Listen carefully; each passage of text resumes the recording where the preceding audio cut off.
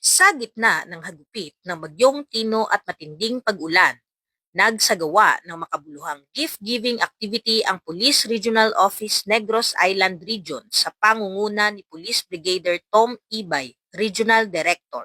Nito lamang ika-19 ng Nobyembre taong kasalukuyan sa Don Benito Lopez Elementary School sa Barangay Tinongan, Isabela, Negros Occidental. Mula sa simpleng pamamahagi ng tsinelas para sa mga kabataan hanggang sa libreng burger para sa mga residente, ipinakita ni Police Brigadier General Ibay at ng buong pro-NIR na ang tunay na tulong ay hindi nasusukat sa laki o halaga ng ibinibigay, kundi sa taos-pusong hangaring magatid ng ginhawa, pag-asa at lakas ng loob sa mga naapektuhan ng kalamidad. Ang pagbisita ng kapulisan ay hindi lamang simpleng pagdadala ng ayuda. Ito ay isang personal na pag-abot sa bawat pamilyang nasalanta.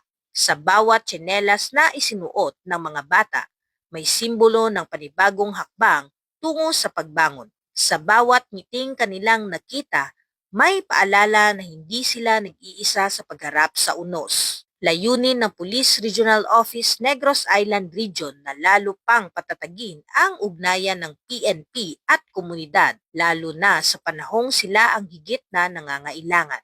Ipinapaabot ng Philippine National Police sa mamamayan na anuman ang dumating na pagsubok, may pulisya at pamahalaang handang umalalay at magtanggol.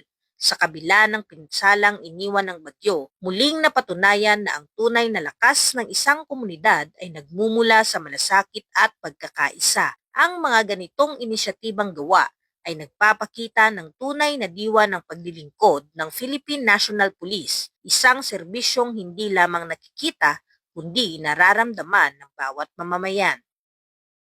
Mula dito sa Western Visayas, ako ang inyong Police News Network Correspondent, Patrolwoman Andrea Dominic Di Palobos, alagad ng batas, tagataguyod ng Balitang Pulis.